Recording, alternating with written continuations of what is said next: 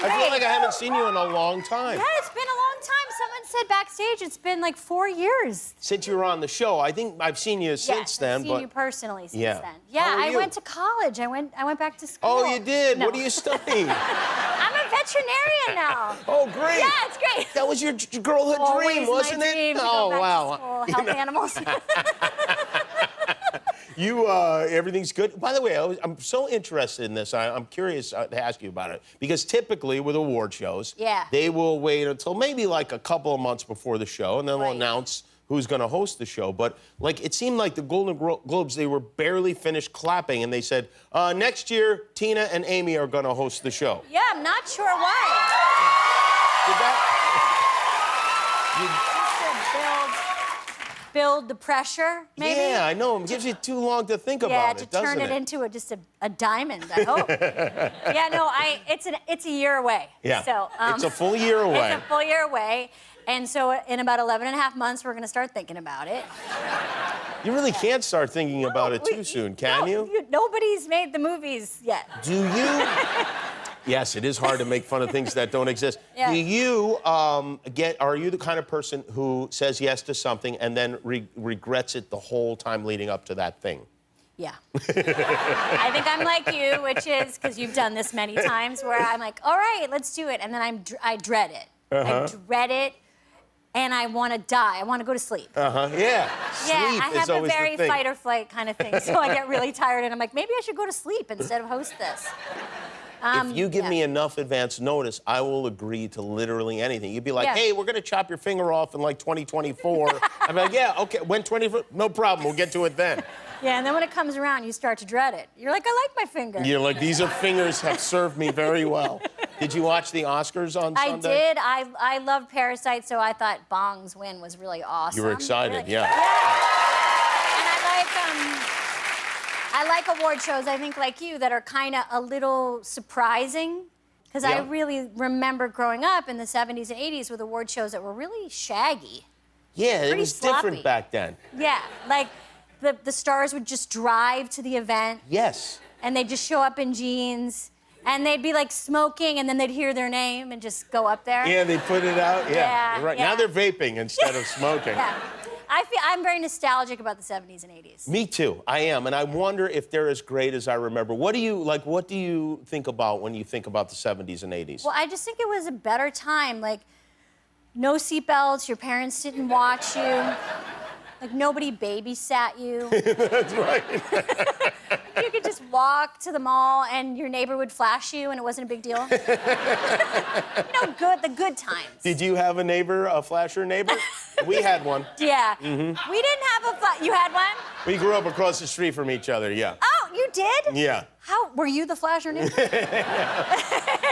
No, but we did Yeah, catch there's always one weird house. Yeah, at least one weird house. And if there isn't one on your street, then you're the house. You're probably right. That's a good way of looking at it. Yeah, that was definitely, I wonder if it's what we're experiencing right now that makes us long for those days, or if they really were better. I feel like they were better. I just feel like people wore jeans out more to events. Yeah. You know? For you, it's all about dress code, really. It is. Yeah. It is. What kind of kid were you? Like, what kind of teenager were you? Well, I wish I could say I was cool and rebellious. I was not. I was kind of, I had a nice group of friends, and we stuck to the rules. But we did, like, drink in the woods. Yeah. You know, like stuff like that. Yep. But I was petulant. I was a petulant kid, and I remember there was a rule in my house that my dad I'd go to the mall all the time. That was what I did. And my dad would pick me up from the mall, but he had to stay in the car. Like, he wasn't allowed to come into the mall. He wasn't allowed in the mall. Because he was too embarrassed. And then one time he came into the mall, and I just screamed at him, like, what are you doing in the mall? Like, screamed at him, and got home, and I ran upstairs, and my mom was like, Bill, why did you go into the mall? My poor parents. It sounds like your dad may have been getting the worst of it, though. Yeah, I know. So therefore, life was easy. That was my Except for your dad, in which case it was a hell. He couldn't even get a hot dog on a stick. Well, we're going to take a break, and we're going to talk about teenage years. Your new show Yeah. that premieres on Sunday night is called Duncanville. Amy Poehler is here. We'll be right back. I can't wait to drive. By the time I'm done riding my bike to protest, I am too tired to march.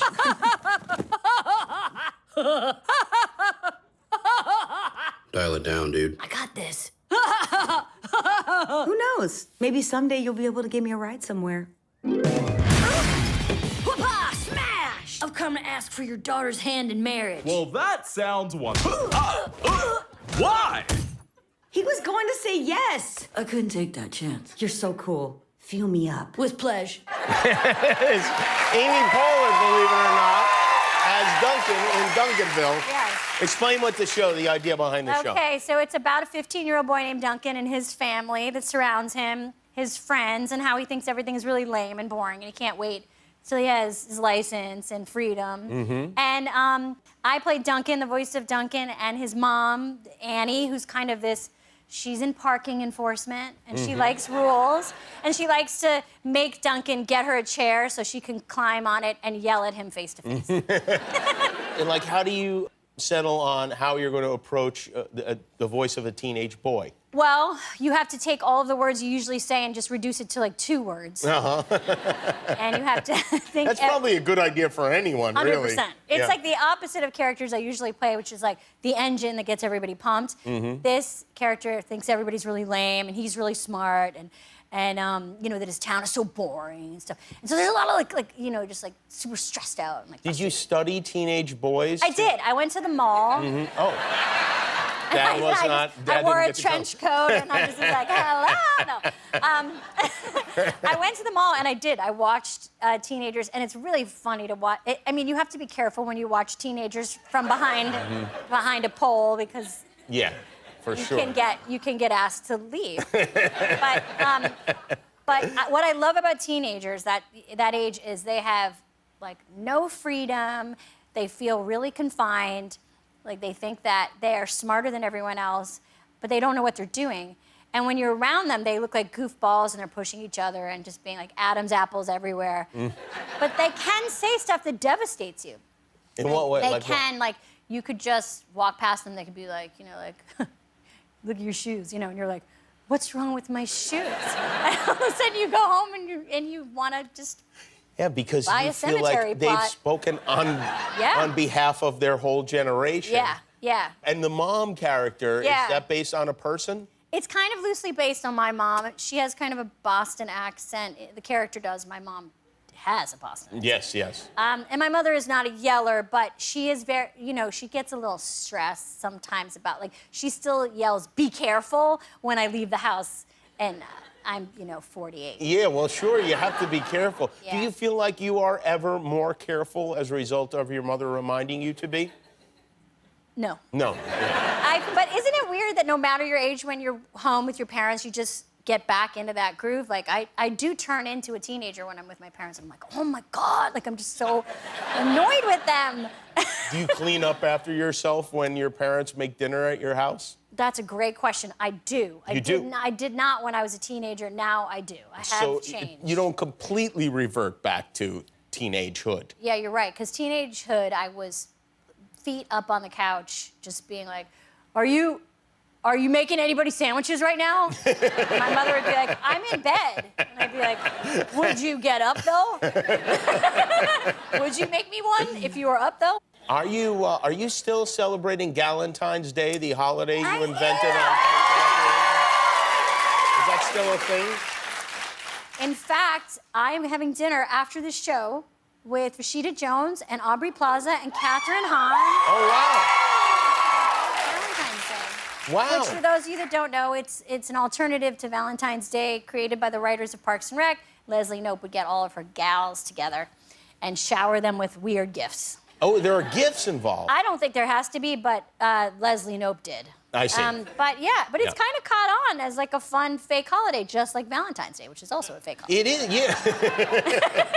It sounds more fun than Valentine's Day, actually. It does, doesn't it? And there's no male version of this, really. I guess football would be the male version of this. But, I mean, I feel like men are so sensitive now. You could have your own Galentine's Day version of it, and you could all get together and just... I have a better idea. not eat. We will just call it Galentine's Day. Yeah. Or maybe we'll drink a gallon of something. A gallon of something times day. We'll just spell it a little bit differently.